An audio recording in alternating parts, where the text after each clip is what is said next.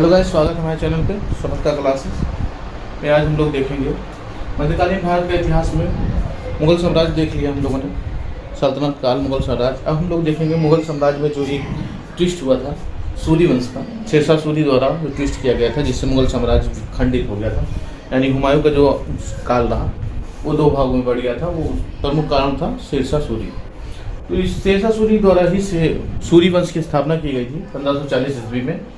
तो देखते हैं शेरशाह सूरी ने 1539 ईस्वी में चौसा के युद्ध में हुमायूं को हराया। फिर 1540 ईस्वी में कन्नौज या बिलग्राम का युद्ध भी जिसे कहते हैं उसमें हुमायूं को हराया था, जिसके बाद हुमायूं को निर्वासन का काल व्यतीत करना पड़ा था। जिसके बाद वो अमरकोट गया, वहाँ अकबर का जन्म हुआ और फिर ईरान के शाह के पास गया था, वहाँ उसने विवाह भी किया। इस तरह से उसका जीवन काल विखंडित हो गया था।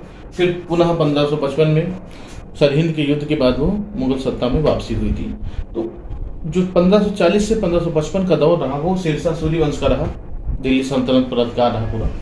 वो हम देखते हैं शेरशाह सूरी 1540 से 1545 तक केवल 5 साल का ही इसका शासनकाल रहा, किंतु बहुत ही महत्वपूर्ण शासनकाल रहा शेरशाह सूरी का। इसका जो वास्तविक नाम था, बचपन का नाम था, वो फरीद खान नाम था, किंतु बचपन में ही इसने अपने हाथ से जो है खाली हाथ जो है शेर को मार दिया था। इसी से खुश होकर बहार खान लोहानी ने इसको शेर खान की उपाधि प्रदान कर दी थी। शेर खान की उपाधि, फरीद खान से शेर खान बन गया था। बहार खान लोहानी ने ही उपाधि प्रदान की थी। इसके कुछ महत्वपूर्ण कार्य हैं। शेरशाह सूरी रोड जो सिंध नदी से लेकर कोलकाता तक यानी बंगाल में स्थापित है, वो शेरशाह सूरी रोड शेरशाह सूरी द्वारा ही बनवाया गया था, जिसे वर्तमान में ग्रांड ट्रैंक रोड या जीटी रोड के नाम से जाना जाता है। इसी के समय में ही मलिक मोहम्मद जायसी ने पद्मावत लिखी थी। इसीलिए जो पद्मावत लिखी गई है, रानी पद्मावती की कहानी जो है, उस पर काफ़ी लोगों का विचार है कि वो एक तरह की किंवदंती है या उस पर विश्वास नहीं किया जाता है पद्मावत कहानी पे। इस फिल्म के पद्मावत फिल्म जो बनी थी उस पर भी लोगों ने विश्वास नहीं जताया था। उसमें बढ़ा चढ़ा के लिखा गया था मलिक मोहम्मद जायसी द्वारा। 1545 ईस्वी का जो काल रहा इसके लिए, इसने कालिंजर के युद्ध में भाग लिया। कालिंजर के युद्ध में इसके तोपों से जो गोले बरसे वो किले की दीवार से टकरा के वापस गिर पड़े थे इसके खेमे में, जिससे घायल हो गया था। और घायल होने के बाद ही कुछ दिन बाद इसकी मृत्यु हो गई थी। यानी कि इसका जो अंतिम अभियान रहा वो कालिंजर का अभियान रहा। और इसका जो मकबरा बना हुआ है बिहार के सासाराम में बना हुआ है इसका मकबरा। इसने कई महत्वपूर्ण कार्य कराए, सरायों का निर्माण कराया। सरायों का निर्माण कराने से इसकी डाक व्यवस्था काफ़ी प्रचलित रही। बाजार व्यवस्था और व्यापार व्यवस्था में इसके काफ़ी, यानी कह सकते हैं कि अर्थव्यवस्था काफ़ी मजबूत थी शेरशाह सूरी के समय में। शेरशाह सूरी के समय की एक बात ये भी कही जाती है कि इसलिए राजनीतिक व्यवस्था भी काफ़ी मजबूत थी कि कोई कहा गया है, लिखा है कि कोई बुढ़िया भी अगर आधी रात में सोने के गहने पहने हुए रात में निकलती तो उसको भी किसी की लूटने की हिम्मत नहीं होती थी, क्योंकि इसकी गुप्तचर प्रणाली, व्यापारिक व्यवस्था, डाक व्यवस्था, बाजार व्यवस्था काफ़ी अच्छी थी। इसकी ने भूमि मापने के लिए भूमि को 3 कैटेगरियों में बांट लिया था। गज सिकंदरी एक नाप थी, उसी से भूमि की माप की जाती थी। तो भूमि को इसने उत्तम, मध्यम और निम्न श्रेणी में बांटा था। उसी हिसाब से ये भूमि का लिया करता था। गज सिकंदरी सबसे प्रमुख है। इसके नाम का जो माप था वो गज सिकंदरी, यहीं से गज का शुरुआत हुई है। भूमि का ये मुख्य रूप से उत्पादन का 1/3 लेता था। यानी उत्तम श्रेणी में जो होते थे उनका 1/3, मध्यम श्रेणी में जो होते थे उसका, यानी उत्पादन जो होता था भूमि को अलग अलग बांटवारा किया था। उसी आधार पे 1/3 यानी 33% लगभग भूमि का लिया जाता था। इसने 2 महत्वपूर्ण सिक्के चलाए थे। चांदी का रुपया चलाया था और तांबे का दाम सिक्का इसके द्वारा चलाया गया था। इसने कुछ महत्वपूर्ण निर्माण किया है। दिल्ली में जो पुराना किला बना हुआ है उसका निर्माण शेरशाह सूरी द्वारा ही कराया गया था। और उसी पुराने किले में ही मस्जिद का निर्माण किया हुआ किला ए कोहना मस्जिद का निर्माण भी शेरशाह सूरी द्वारा कराया गया था। इसके बारे में इतिहास जो लिखा गया है वो अब्बास खान शेरवानी द्वारा लिखा गया है, तारीख शेरशाही में हम इसके इतिहास को पढ़ सकते हैं। अब्बास खान शेरवानी द्वारा महत्वपूर्ण है। उसके बाद हम लोग देखते हैं मराठा साम्राज्य को देख लेते हैं। मराठा साम्राज्य की जो वास्तविक स्थापना की थी वो शिवाजी द्वारा किया गया था। शिवाजी का जन्म 1627 ईस्वी में हुआ था। इनका जन्म शिवनेर के किले में हुआ था, जो शिवनेर का किला जो कि पूना में स्थित था। शिवाजी की जो माता जी थी जीजाबाई, इनका बहुत अधिक प्रभाव पड़ा था इनके जीवन काल में। इनके जो पिताजी थे शाहजी भोसले, उसके बाद इनके जो संरक्षक थे दादाजी कोड़देव। तो इनकी माता जीजाबाई और दादाजी कोड़देव का सर्वाधिक इनके प्रभाव इनके जीवन काल में पड़ा था। इनकी माता जीजाबाई इनको महान पुरुषों की कहानियां सुनाया करती थी बचपन से, जिससे इनमें देशभक्ति की भावना काफ़ी जागृत हुई थी। और इनके जो गुरु थे उस समय महाराष्ट्र में समर्थ गुरु रामदास इनके वास्तविक गुरु थे। अफजल खान को इन्होंने मार दिया था। अफजल खान जो बीजापुर के सुल्तान का सेनापति था, आदि बीजापुर का जो सुल्तान था अली आदिल शाह, उसका सेनापति जो था अफजल खान, शिवाजी को मारने के लिए आया था, किंतु शिवाजी ने उसे अपने बरखने से मारकर हत्या कर दी थी। और दूसरे जो एक प्रमुख थे शाइस्ता खान, जिसे औरंगजेब ने भेजा था इनको हराने के लिए। तो इन्होंने छद्म युद्ध या गोरिल्ला युद्ध के द्वारा शाइस्ता खान को इतना परेशान किया था कि शाइस्ता खान वहाँ से भाग गया था। इसकी सेना में हड़कंप मच गया था। आधी रात में अचानक हमला करते थे शिवाजी के सैनिक चुपके से, और इस तरह से वो काफ़ी परेशान हो गया था और शाइस्ता खान मैदान छोड़ के भाग गया था। फिर औरंगजेब ने शिवाजी को हराने के लिए राजा जयसिंह को भेजा था 1665 ईस्वी में। राजा जयसिंह ने शिवाजी को इतना मजबूर कर दिया कि शिवाजी ने मजबूर होकर राजा जयसिंह से संधि का प्रस्ताव रखा। राजा जयसिंह ने इनके संधि का प्रस्ताव स्वीकार किया और पुरंदर की संधि 1665 ईस्वी में होगी। महत्वपूर्ण संधि है। इस संधि के फलस्वरूप शिवाजी की स्थिति काफ़ी कमजोर होगी। उनके काफ़ी किले जो है मुगलों के पास चले गए। ये एक टर्निंग पॉइंट था जिससे शिवाजी का जो है काफ़ी नुकसान हुआ। फिर 1666 ईस्वी में राजा जयसिंह के कहने से ही आगरा के किले में आए। कुछ वाद विवाद के कारण राजा जो है शिवाजी को औरंगजेब ने उनके पुत्र संभाजी के साथ बंदी बना लिया आगरा के किले में। और किसी तरह से शिवाजी वहां से आगरा के किले से भाग निकले। शिवाजी का जो कर व्यवस्था थी, वो कर व्यवस्था मलिक अंबर की जो कर व्यवस्था थी उसकी नकल थी पूरी। इन्होंने वहां से छोड़ने के बाद 1674 ईस्वी में रायगढ़ के दुर्ग में अपना राज्याभिषेक कराया और उस राज्याभिषेक जो है कराने के बाद इन्होंने छत्रपति की उपाधि प्राप्त की स्वयं। इनके राज्याभिषेक के समय में कई बातें हैं, वो मुख्य परीक्षा के दौरान बताया जाएगा उसकी तैयारी से। भूमि मापने के लिए इन्होंने काठी और माना छड़ी का उपयोग किया था। इनके पुत्र साहू को भी बंदी बनाया था उसी समय। आगे हम देख लेते हैं। पेशवा इनके अष्टप्रधान, शिवाजी के अष्टप्रधान थे, यानी 8 मंत्रियों का समूह था जो इनकी सारी राज की व्यवस्था को देखते थे। तो सबसे प्रमुख जो होता था पेशवा होता था, जिसे प्रधानमंत्री कहा जाता था। और मजूमदार या दबीर जो होता था इनका वित्त मंत्री होता था, वित्त से संबंधित अर्थव्यवस्था से संबंधित बातों को देखता था वित्त मंत्री।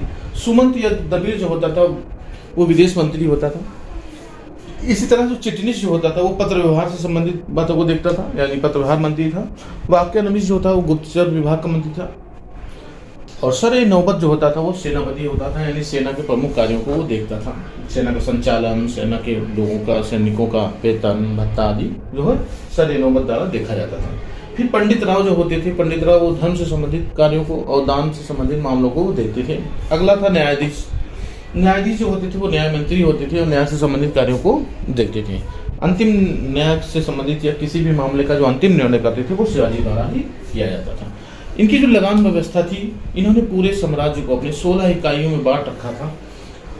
और इनकी जो अर्थव्यवस्था का सबसे महत्वपूर्ण कार्य था वो चौथ और सरदेशमुखी, 2 प्रकार की कर वसूले जाते थे। जो चौथ वसूला जाता था, जो मराठा सरदार, स्वतंत्र मराठा सरदार होते थे, उनसे उनके राज्य के उत्पादन का 1/4 भाग लिया जाता था, इसीलिए इसे चौथ कहा जाता है। दूसरा प्रमुख जो था जो कर व्यवस्था का, लगान व्यवस्था का, वो सरदेशमुखी था, यानी ये राज्य के उत्पादन का 1/10 भाग लिया करते थे। बाद में इन्होंने लगान व्यवस्था को 33% किया। उसके बाद अन्य कई करों को समाप्त करके इन्होंने सम्मिलित रूप से केवल 40% कर लेना प्रारंभ कर दिया था। अब हम इनके उत्तराधिकारियों की अगर हम बात करें तो शिवाजी के ज्येष्ठ पुत्र जो थे संभाजी, जो इनके साथ ही औरंगजेब के कब्जे में थे। 1679 ईस्वी में औरंगजेब ने उनको मरवा दिया था, संभाजी को। साहू को भी बंदी बनाया था 1679 में इन्होंने। औरंगजेब ने, और शाहू को 1707 में मुक्त किया था बहादुर शाह जफर, बहादुर शाह प्रथम जो शासक हुए थे 1707 में, यानी औरंगजेब का जो पुत्र था मुअज्जम, जिसे मैंने बताया था लास्ट वीडियो में, जो मुअज्जम था वो बहादुर शाह प्रथम के नाम से शासक बना था, बादशाह बना था, मुगल बादशाह। उसने 1707 ईस्वी में शाहू को मुक्त कर दिया था। इस दौरान कई घटनाएं होती शाहू के मुक्त होने से पहले। संभाजी शासन किया, इनको औरंगजेब ने 1689 में मरवा दिया, और संभाजी की मदद करने के कारण ही कवि कलश को भी औरंगजेब ने मरवा दिया था, यानी हत्या करवा दी थी। उसके बाद इनके दूसरे पुत्र थे शिवाजी के, राजा राम, उन्होंने शासन सत्ता संभाली, और 1689 से लगभग 1700 तक इन्होंने शासन किया, लगभग 11 साल तक। उसके बाद इनकी मृत्यु के बाद इनकी विधवा पत्नी जो थी ताराबाई, उन्होंने सिंहगढ़ पे अधिकार कर लिया पूरा, और इनका शासन सत्ता ताराबाई द्वारा ही देखा जाता रहा। 1700 से लेकर 1707 ईस्वी तक इन्होंने शासन किया, और ये अपने पुत्र शिवाजी द्वितीय की समर्थक थी, उन्हीं को ही शासक बनाना चाहती थी। किंतु शाहू की जब 1707 में मुक्ति हो गई तो शाहू ने अपने चाची ताराबाई के विरुद्ध युद्ध कर दिया। उत्तराधिकार का युद्ध हुआ, जिसमें शाहू ने अपनी चाची ताराबाई को पराजित कर दिया था। फिर अपनी शक्ति को बढ़ाने के लिए शाहू ने 1713 ईस्वी में पेशवा का पद बनाया, और पेशवा के लिए सबसे पहले बालाजी विश्वनाथ को पेशवा बनाया था, यानी प्रथम पेशवा जो बनाया गया था शाहू द्वारा बनाया गया था 1713 में बालाजी विश्वनाथ को। उसके बाद बाजीराव प्रथम 1720 से 1740 तक रहे, यानी बालाजी विश्वनाथ 1720 में उनकी मृत्यु हो गई, जिसके बाद बाजीराव प्रथम जो है 20 साल की अवस्था में ही वे पेशवा बनाए गए। इनके समय, बाजीराव प्रथम के समय में मराठा साम्राज्य का काफी विस्तार हुआ, मराठा शक्ति का उत्कर्ष हुआ। उसके बाद बाजीराव प्रथम की 1740 में मृत्यु के बाद इनका पुत्र बालाजी बाजीराव को, जिन्हें नाना साहब भी कहा जाता है, वे पेशवा बने 1740 में, और 1740 से लेकर 1761 तक ये पेशवा रहे। इनके दौरान क्या हुआ कि बालाजी बाजीराव ने संगोला की संधि किया, और संगोला की संधि के बाद ये है वास्तविक सत्ता इनके हाथ में आ गई, यानी वास्तविक पेशवा अगर बने तो बाजीराव बने। पानीपत के जो प्रथम युद्ध हुआ था, पानीपत का जो दूसरा युद्ध हुआ था, पानीपत का तीसरा युद्ध था, पानीपत के इस युद्ध में, तीसरे युद्ध में मराठों और अहमद शाह अब्दाली के बीच युद्ध हुआ 1761 में, और इस युद्ध में मराठों की बहुत बुरी तरह से पराजय हुई, जिसके बाद मराठा शक्ति छिन्न भिन्न हो गई और बहुत ही सीमित हो गई थी। इसी दुख से 23 जून 1761 में बालाजी बाजीराव की मृत्यु हो गई। इसके बाद 1761 से 1772 तक माधवराव पेशवा बने, किंतु नाम मात्र के ही पेशवा रह गए। उसके बाद अंग्रेजों का शासन प्रारंभ हो गया था। अंग्रेजों ने मराठों की शक्तियों का दमन किया धीरे धीरे। तो इस तरह से हमने सूर्यवंश और मराठा साम्राज्य दोनों चीजों को इसमें देख लिया है। अब बच रहा है मध्यकालीन भारत के इतिहास में अगर देखें तो बच रहा है सिख शासन। तो सिखों के जो 10 गुरु हुए थे महत्वपूर्ण, उनको देखेंगे। उनके समय में देखते हैं सिखों के 10 गुरु जो हुए थे उनके बारे में देख लेते हैं क्या क्या है। सिखों के जो पहले गुरु थे, यानी सिख धर्म की जो स्थापना की थी गुरु नानक द्वारा की गई थी। गुरु नानक जो है देखा जाए तो ये कबीरदास के समकालीन थे। इनका जन्म 1469 में हुआ था, उनकी मृत्यु 1538 में हुई थी। तो गुरु कबीरदास का भी जन्म 1495 में, 1483 1398 में जन्म हुआ था, 1495 में मृत्यु हुई थी। तो यानी गुरु नानक और कबीरदास के लगभग समकालीन थे उस समय। और लोधी वंश था उस समय, यहाँ देख सकते हैं मुगल काल में लोधी वंश था। उस समय गुरु नानक जो है सिख धर्म की स्थापना की थी। और ये इन्होंने हिंदू मुस्लिम एकता पे काफी जोर दिया था और संगत की स्थापना की थी। संगत क्या था? इनके धर्म प्रचार की एक पद्धति थी, यानी धर्म प्रचार करने के लिए लोग निकलते थे, संगत में जाते थे, उसी को कहा जाता संगत। दूसरे गुरु थे गुरु अंगद, इन्हें लेहना के नाम से भी जाना जाता है गुरु अंगद को। ये जो है 1538 से 1552 तक का इनका काल रहा। ये गुरु नानक के शिष्य थे और इन्होंने 2 महत्वपूर्ण कार्य किए थे। इन्होंने लंगर व्यवस्था शुरू किया था, यानी जो गरीब लोग थे उनको भोजन कराने की प्रथा शुरू की थी, वो गुरु अंगद देव ने की थी। और जो पंजाबी की जो लिपि होती है गुरुमुखी लिपि, उसका भी जो आविष्कार किया गया था ये गुरु अंगद के द्वारा ही किया गया था। यानी गुरुमुखी लिपि गुरु अंगद की देन है और लंगर व्यवस्था भी गुरु अंगद देव ने ही शुरू किया था। तीसरे महत्वपूर्ण गुरु हैं गुरु अमरदास। इनका कार्यकाल 1552 से 1574 ईस्वी तक रहा। ये गुरु अंगद के शिष्य थे और इन्होंने पारिवारिक संत जो है बनने की सलाह दी थी लोगों को कि पारिवारिक संत बनिए।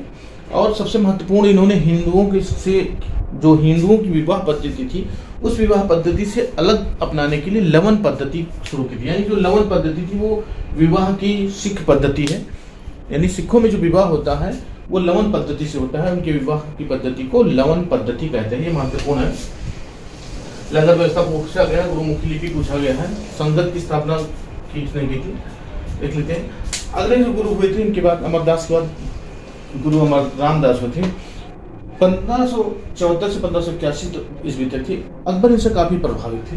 इसी कारण से 1577 ईस्वी में मुगल बादशाह अकबर ने इन्हें 500 बीघा जमीन अमृतसर में दिया था, जो वर्तमान अमृतसर नगर की स्थापना है। उसी 500 बीघे जमीन में अमृतसर नगर की स्थापना जो है गुरु रामदास द्वारा किया गया था। और इन्हीं के बाद जो है गुरु का पद जो हो गया वो पैतृक हो गया था। गुरु अर्जुन देव उसके बाद के हैं, 5वें गुरु हैं। 1581 से 1606 ईस्वी तक का काल रहा। इन्होंने अपने कुछ वचनों को और अपने से पूर्व यानी गुरु नानक देव, गुरु अंगद, अमरदास और रामदास के दिए हुए वचनों को और कुछ सूफी संतों के विचारों को अपने ग्रंथ में संकलित करवाया था। गुरु आदि ग्रंथ जिसे कहा जाता है आदि ग्रंथ या गुरु ग्रंथ साहिब भी कहते हैं इसको। आदि ग्रंथ में की रचना 1604 में की थी। ये गुरु ग्रंथ साहिब जिसको कहा जाता है। और सबसे महत्वपूर्ण कार्य जो अर्जुन देव द्वारा किया गया था, जो अमृतसर में जो स्वर्ण मंदिर है यानी इसे हरमिंदर साहब भी कहा जाता है, उसकी नींव जो है मैंने बताया भी था मियाँ मीर, जो सूफी संत थे मियाँ मीर, उन्हीं से जो है उसकी नींव डलवाई थी। गुरु अर्जुन देव ने मियाँ मीर से हरमिंदर साहब की नींव रखवाई थी। अब इन्होंने प्रथा शुरू की थी, सिखों से कहा था कि जो आपकी इनकम होती है अपनी आय का 10% दान देना शुरू करिए। उनके कथन के अनुसार लोगों ने अपने आय का 10% आय देना शुरू भी किया था। जो खुसरो के समर्थन के कारण ही इनको जो है फांसी की सजा दी गई थी। औरंगजेब ने इनको फांसी चढ़ा दिया था। अगले इनके जो पुत्र थे हरगोविंद, उनसे इन्होंने कहा था कि सशस्त्र हो जाइए, यानी सभी लोग सशस्त्र हो, शस्त्र धारण करिए और सेना का गठन करिए। इन्होंने अपने पुत्र हरगोविंद को एक सलाह दी थी, जिसके फलस्वरूप इनके बाद हरगोविंद राय गुरु बने 1606 से 1645 में। और इन्होंने सिखों को सैनिक संप्रदाय में परिवर्तित कर दिया, यानी पुलिस सैनिकों की ट्रेनिंग देना शुरू किया था गुरु हरगोविंद राय ने। और लोगों से कहा कि दान के बजाय आप हमें घोड़ा और हथियार दान करिए। जिसके बाद इन्होंने ये भी कहा कि अपनी शक्ति को बढ़ाने के लिए सभी लोग मांसाहार का सेवन करिए, यानी मांसाहार शुरू करने का जो है इन्होंने हरगोविंद राय ने कहा था। शाहजहां से इनका भी कुछ विवाद था। आगे हम देखते हैं, यहाँ देखिए गुरु अर्जुन देव को जो फांसी दी थी वो शाहजहां द्वारा दी गई थी, ध्यान दीजिएगा यहाँ पे। अगला जो है हर राय, गुरु हरगोविंद के बाद गुरु हरि राय जो है गुरु बने 1645 से 1661 तक रहे। दारा सिकोह जब सामूगढ़ के युद्ध में हार गया तो वो पंजाब भाग के गया था, जहां पंजाब में जो है हर राय ने इनकी मदद की थी। दारा सिकोह की मदद हर राय ने पंजाब में की थी। बाद में हरिकिशन आए 1661 से 1664 तक। ये जो गुरु का पद पैतृक हो गया था, जिससे उन्हीं के वंशज के लोग ही गुरु बनने लगे थे। हरिकिशन का अपने भाई रामराय से गद्दी के लिए विवाद था, जिसमें ये विजयी हुए और इन्होंने गद्दी प्राप्त किया था, गुरु का पद धारण किया था। हरिकिशन ने 1661 से 1664 तक है काल पर जीवन काल रहा इनका कार्यकाल। फिर अगले थे गुरु तेग बहादुर, जो 9वें सिख गुरु थे। इनका कार्यकाल 1664 से 1675 था। लेकिन औरंगजेब से विरोध के कारण, क्योंकि औरंगजेब की नीतियों का ये विरोध करते थे और कहा जाता है कि इस्लाम धर्म न स्वीकार करने के कारण गुरु तेग बहादुर को औरंगजेब ने 1675 ईस्वी में हत्या करवा दी थी। आखिरी और सबसे महत्वपूर्ण जो है गुरु गोविंद सिंह जी हैं, 10वें गुरु हैं। इनका कार्यकाल 1675 से लेकर 1708 ईस्वी था। इन्होंने पाहुल प्रथा शुरू की थी। पाहुल प्रथा अपनाने के बाद लोगों को खालसा कहा जाता था और सिंह की उपाधि धारण करने की उपाधि थी, अनुमति प्रदान की जाती थी। और खालसा पंथ की स्थापना भी 1699 ईस्वी में गुरु गोविंद सिंह जी द्वारा किया गया था। इनका जन्म पटना में हुआ था और यहीं पे इनका जो है पटना साहिब में ही इनका वो है, मृत्यु के बाद जहाँ इनको रखा गया था वो पटना साहिब है। जिस तरह स्वर्ण मंदिर है उस तरह से पटना साहिब है। तो इस तरह से सिखों के बारे में हमने पढ़ लिया। 10 गुरु के बारे में जो महत्वपूर्ण बातें थी वो हमने देख ली है।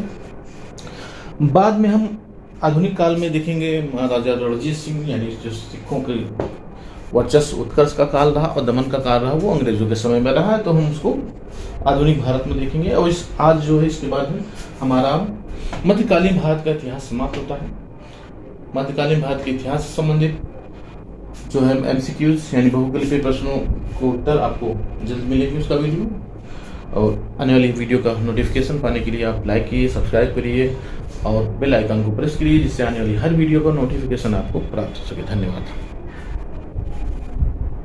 वही घटनाओं को देखेंगे अगले वीडियो में, तो आप अगले वीडियो पाने के लिए हमारे चैनल को लाइक करिए, सब्सक्राइब करिए और अगला वीडियो का नोटिफिकेशन प्राप्त करने के लिए आप बेल आइकन को प्रेस करिए, जिससे आने वाली हर वीडियो का नोटिफिकेशन आपको प्राप्त हो सके। हाँ, अगर कुछ कमी है तो आप उसको कमेंट बॉक्स में ज़रूर लिखिए। धन्यवाद।